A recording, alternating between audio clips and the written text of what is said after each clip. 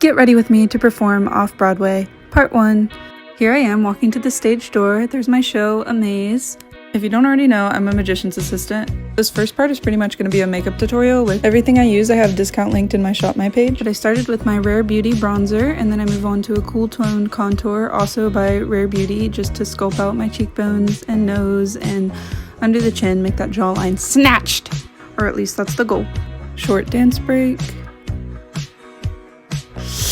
Next, I'm just going to use a flat packed brush to blend everything in.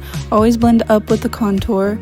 Then we move on to the brows, and I fill mine in with an Anastasia brow pencil. I always brush them up with a spoolie before adding my clear brow gel on top. Okay, now this was something I really needed to document. I've officially used up an entire Rare Beauty liquid blush. That's okay because we have 2 more ready to go. I decided to go with the pink today over the red, and we are so back in business. I use quite a bit of this, but that's just personal preference. And yes, I'm using my fingers to blend it in. Next, I have my Lancome pressed powder to set my under eyes, and then my Lancome bronzer. I like to blow on the brushes to get the extra product off before putting it straight on my face. Then we blend that out everywhere.